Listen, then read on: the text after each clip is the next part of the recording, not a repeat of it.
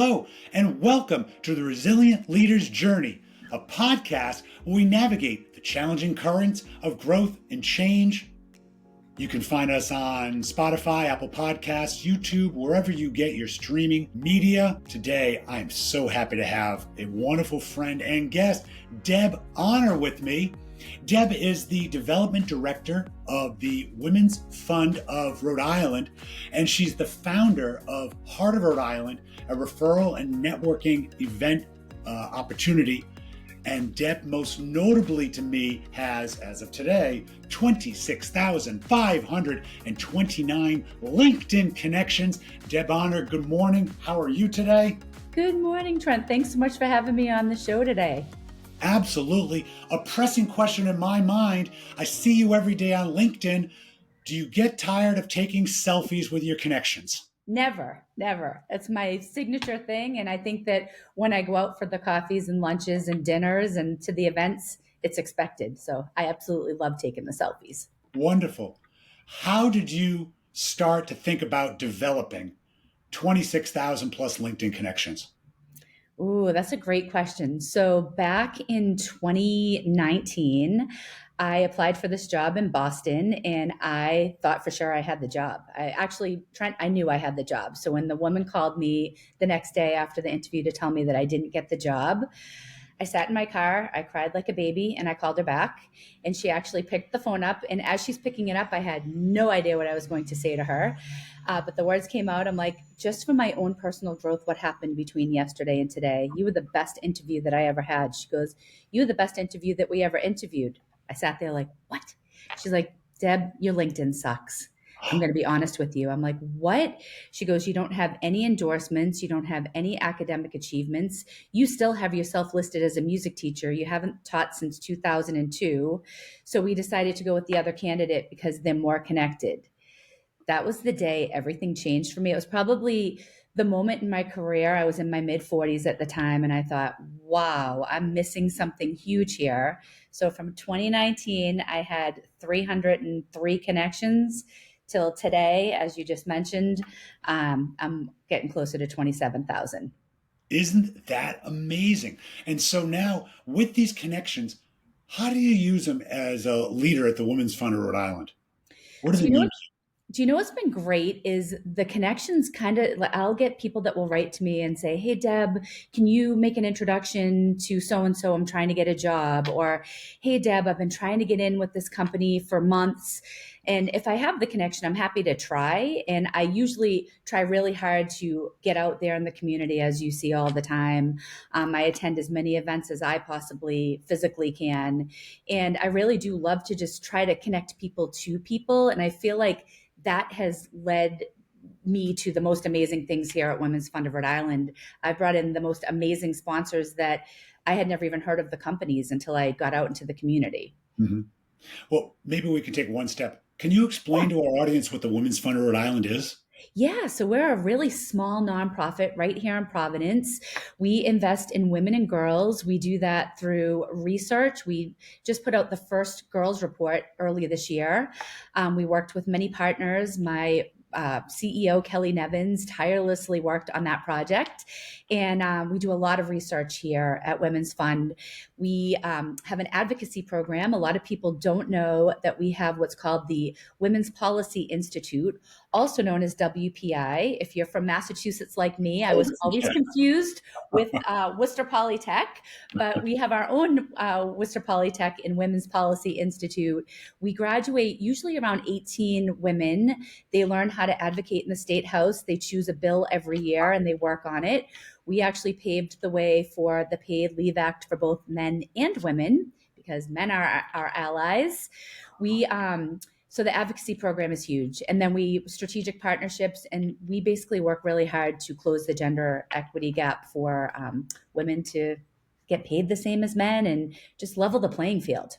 Sure. Are these policy graduates, are they younger women that are still in school, or are they more advanced in their careers? They are both. It's amazing. So we have the younger generation that's just coming out of college, all the way up to seasoned veterans in their careers, just wanting to make a difference in the state of Rhode Island. Isn't that wonderful? And has this model been taken up in other states? Do you know? I don't know the answer to that. That's something I'm going to put on my docket. But I will tell you this: there are women's fund of Rhode Island's. Women's fund. There are women's funds in every state, and some states have a couple of them because their states are so huge that they have them in different pockets of the Sure, state. sure. Yeah, absolutely. Now, what is your fiscal year just turned over? Is it new this? So it will start in January. So I was telling you before we started that this beautiful board behind me is usually covered in all of my sponsors. And I just erased it this week. And even it's funny watching my staff come in, they'll come in and go, "Oh my gosh, the board is empty." And it kind of breaks my heart a little bit. But it will Are start to you fill back up. are you a person that gets motivated by seeing that empty board and saying, "Darn it, I'm going to fill it and have to get a second board this year"? Yeah, absolutely. It's fun. I would like to double the board actually. Okay. 'Cause I love building the partnerships and I love giving, companies visibility here in the state. So when you're communicating with your team and you show them the board, what's the that's now that was full, that's now empty. What's the message that you give them? To my team, Yes. the message is that there is opportunity everywhere. So you could walk into a room and you have no idea what to expect, really. Who are you going to meet? It could be the very small business that's looking for a little visibility and some connectivity. And I have to say, our events are amazing. I lead them with my development committee, and they're super fun and engaging. And we just love to work with people and be with people. Wonderful. You told me that last week you had a very large meeting and filled up a ballroom at a casino. What was that event for? So that was our signature event. It's called Women Leading Change. We had 413 people in the room this year, which was record breaking for us here. Mm, The governor kicked it off, and we actually honor two women in one company. So the first woman was Kathy Andriozzi. She received our leadership award. She's with the Tori Lynn Andriozzi Foundation. okay, Then we honored Karen Alzate with our advocacy award, and Neighborhood Health Plan of Rhode Island received our company award for doing a great job in the diversity, equity, and inclusion space. sure. What were you looking for in a candidate to win the leadership award? What qualifications did you narrow down to? What was great is the development committee actually comes up with all of the people that we think will make a great leader. So somebody who's doing a great job in that leadership space that is, being out there in the community, maybe they're advocating for something tough or they're showing up for their people, and they're being a good representative in their space. So like we had all these names on the table and we narrowed them down to three. And then Sure. those three names were brought over to the board of directors. Oh, I see how it is. I see how it Mhm. is. Yeah, Do you so get to go into those companies to watch them interact, or are they just coming to you as referrals? How does that work? the companies that we chose for the diversity, equity, and inclusion space are really doing a great job in that space. So I'll give you an example. Neighborhood Health Plan of Rhode Island, their diversity, equity, and inclusion officer was a speaker at an event that one of my committee members had gone to, and she just came back so energized and jazzed about this speaker that you couldn't not put that name down on the paper. I was like, she convinced all of us. So I couldn't wait to meet Talia. She's amazing, by the way. Yes. Yeah, outstanding. So, Deb, what role does self confidence play in your leadership? Because you come across as an exceptionally confident woman. Do you know what's so funny is a woman I spoke at an event about 2 weeks ago on a Saturday, and a woman said to me at the end, and she actually brought me to tears. She's like, "I only wish I could have half of your self confidence." And I thought, wow, what a thing to say. So I actually pulled her aside and I said, "You can." And she's like, "What?" I'm like, "Anybody can have self confidence. You just have to really radiate it that you believe in everything that you do." I said, if you come across that you have belief in your work, in your, community and whatever you're doing, you'll come across as self-confident too. I think that for me, it's always just been very natural. My sister said at age 4, I'd be in the grocery store and I'd be in the next aisle. She'd be chasing me throughout. I'd be like, "Come meet my friend in aisle 4." And I'd be introducing her while I'm off meeting my friend in aisle 5. So it's just, ever since I was little, I've just always been, I just love people so much that And I honestly am somebody who really doesn't care. You're either going to like me or you're not, and All if you right. don't, that's okay. That's okay too. Not Yeah. everybody doesn't enjoy this flavor of tea, right? Yes. So this level of confidence, do you feel that it opens more doors for you? Does it feel that it puts people off sometimes? I'm sure it puts people off, but you know what? I actually would like to twist that.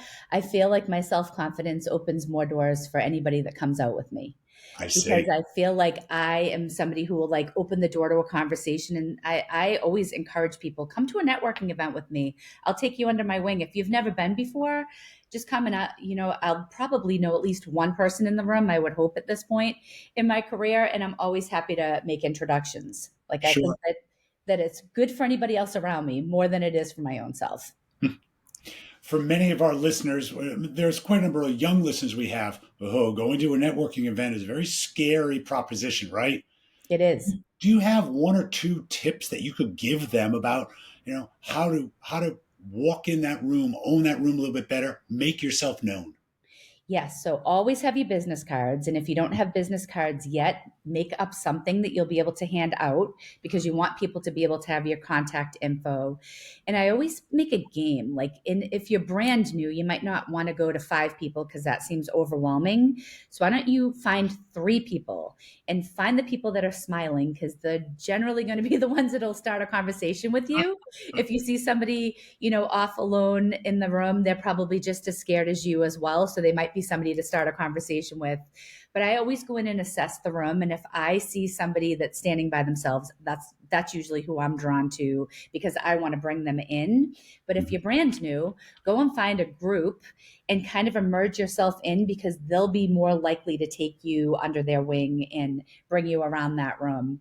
Or just, you know, I'd say go in and strive for 3 people. Like, if you Okay. go in knowing that you're going to make 3 introductions at every networking event, it doesn't seem overwhelming. If I told you to go do 5, that seems like a bit much. Sure. Sure.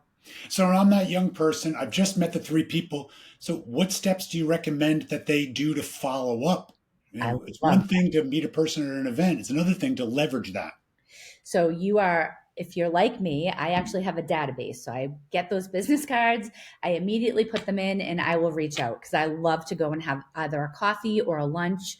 Make sure you do that follow up. That is the networking part is not even the most important part to the relationship. It is what comes next. And Mhm. that's how they're going to remember you, right? So if you send an email tomorrow, I just met you today, Trent. Tomorrow you're going to get an email from me. Hey, it was so great to meet you at a networking event yesterday. Let's put a coffee on our calendars in the next few weeks.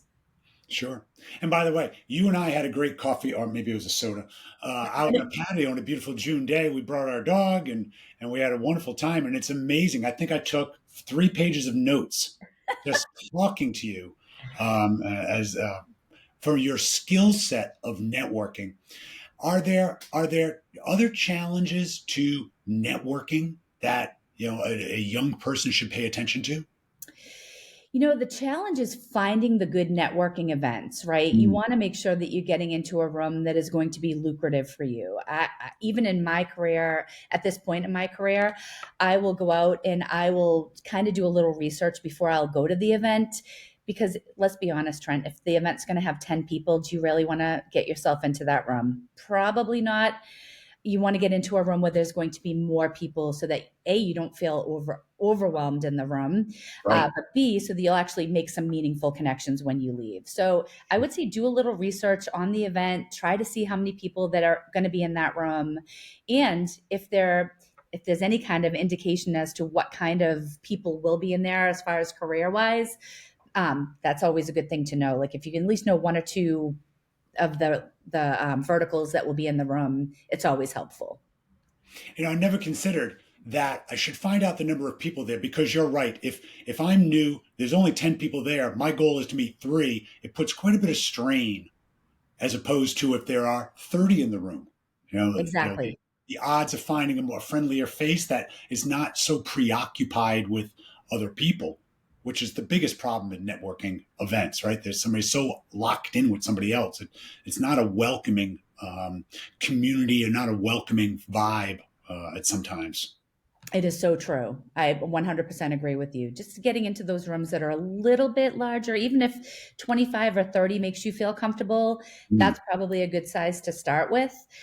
I mean, when I first started Heart of Rhode Island back in 2022, I had 10 people or 13 people around a conference table, and now it's a sellout at 150 every month. sure, sure.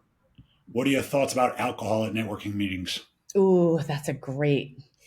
They can be that could be so dangerous. It's a slippery slope. I think it's okay for the evening events, but I do get nervous sometimes when I see people overindulging. I'll be honest with you. I have been known to drive somebody home before, so I could Ah, always be a good lookout for that. But in the evening, I think that it's okay to have it, but sometimes it can be a slippery slope. I see. So you're not holding two tequila sunrises with one big straw. No, okay. Making I'm not, sure what's I am known to have a martini. I do like a martini. okay. Gin or vodka. Vodka, Okay. 100%. Excuse me, my mistake. This, sounds like James Bond here or something.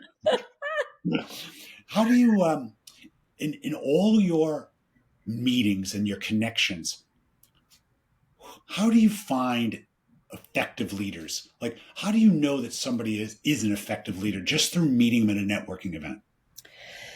You know what? I will know in 2 seconds if you're an effective leader. Oh, It's really? basically how you command the room or you command your table. Like I assess all the time when I'm in the room or in the rooms that I get into, because how you carry yourself and your character is coming forward is always a good way to tell how somebody is as a leader.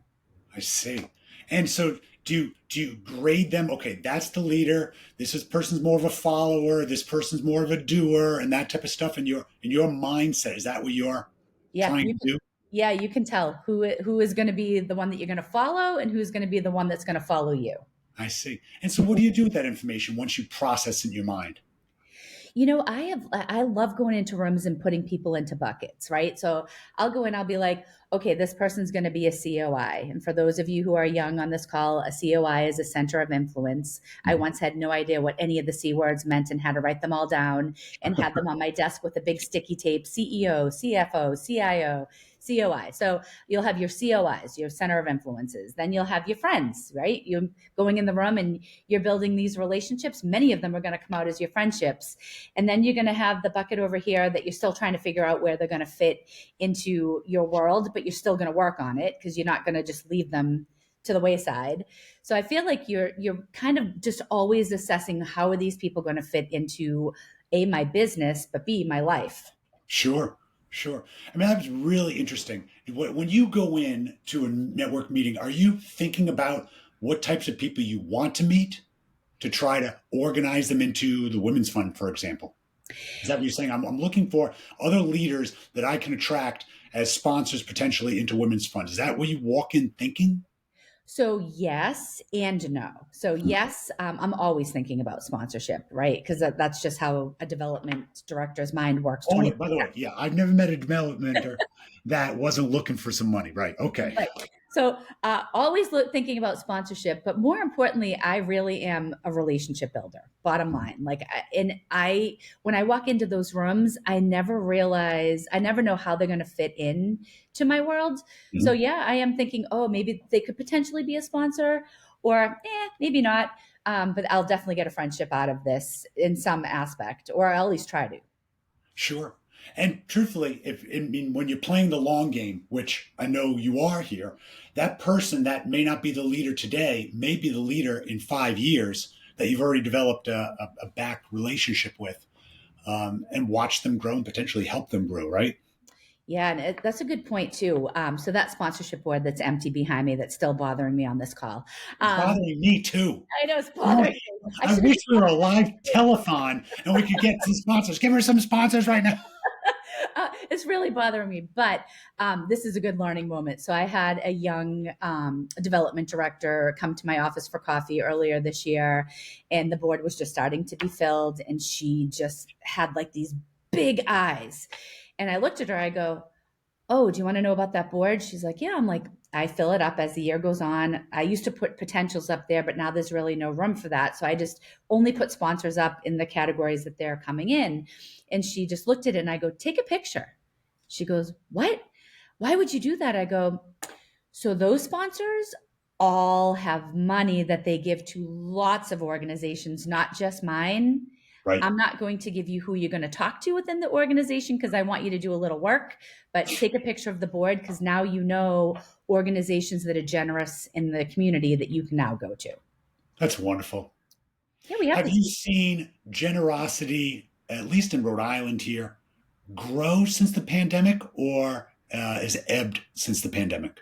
I feel like it's grown. Honestly, I feel like the pandemic taught us so much. Mhm. First of all, it taught us the whole hybrid working, um, watching the people be able to come in or stay home. I personally like to be in. I get fueled by people. So for me to be home all the time, I will true transparency. I do work from home on Fridays, Okay. or I try to, but I love to be in. So being in the office and getting, the the constant contact with my colleagues, I love that. And I Sure. love just being down here. And I live in Massachusetts, not that far over the border, but far enough that Rhode Islanders probably don't travel to see me very often.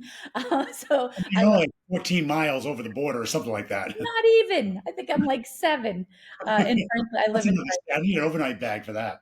yeah, you would need exactly. That's what I mean. But I don't mind coming down. I love the drive. It's great. I listen to podcasts in the morning, so I'll be listening to this one as soon as it's launched in a few weeks.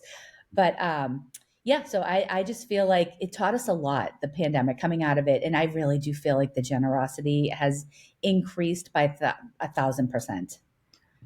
It certainly feels that there is more of a humanitarian and generous vibe than before.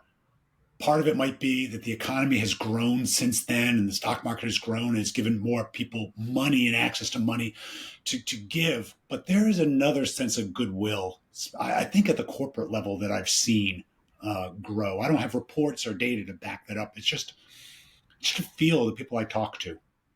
And I totally agree with you. And honestly, I'm somebody like our lowest sponsorship level is $750 going into 2026.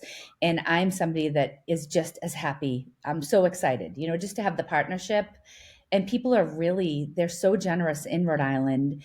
And I think that 401 Gives was a big, you know, that helped a lot Can getting you, to know all the can nonprofits you out. explain to people that may not be from Rhode Island what 401 gives means? Yeah, 401 is our area code, hence the title of it. Sure. And United Way powers it. It's a great day here in Rhode Island. It's on April 1st, and they 401. yeah, 401. Exactly. I love that they did that. And it even spills into April 2nd. So it's usually a 2-day campaign. Nonprofits benefit hugely. When I first got here, our nonprofit, I think, had only raised 3,000. I've been here for, this is my second year. And this year we raised 15,800. Ooh, So we had a really good year. I had people in here making phone calls to our past donors. The development committee came in. We had a great day. I had food all day long. We made it so fun. But sure. 401 Gives is a great campaign, and it's just so amazing to see the generosity in this state and people from surrounding states pouring into it, which is fantastic. Well, Deb, I promise you I'll be on your donor board next year. Ah, you're the best. You're the best, Trent. You're my favorite. Oh my gosh. I'm your favorite of 20,520. Deb, I have one last question for you. Okay. Who is your favorite fictional character? Oh, that's a good one. I would have to go with, oh gosh, it's either The Little Mermaid or Mulan for two different reasons. I love The Little Mermaid. I always wanted to be her voice. I actually think I'm going to pick Mulan. And I love her because she shows up with courage, she Hmm. shows up with grit, even when she doesn't feel ready. I just loved her character in the movie. She broke every barrier, the challenges. Her song, Who is that girl I see staring straight back at me? Oh, you can sing. But But I know the words because I have a daughter the right age that watched it too many times. it's just, I loved her character. I think it would have to be Mulan. Outstanding answer. Deb Honor, Development Director of the Women's Fund of Rhode Island, it has been my absolute pleasure to have you today. Thank you for joining us. Thank you so much for having me. This was so much fun, and I look forward to continuing the conversation with you. Outstanding. Folks, resilient leaders face challenging currents, and it's tough navigating. But with one tack or another, we can get there together. If you enjoy this podcast, please tell a friend about it. Subscribe. Let them know about it so we can grow our network. Hey, we're just trying to help people learn and grow. Thank you for joining us today, folks. I look forward to seeing you again. Be well. Bye, Deb. Thanks, Trent. Bye.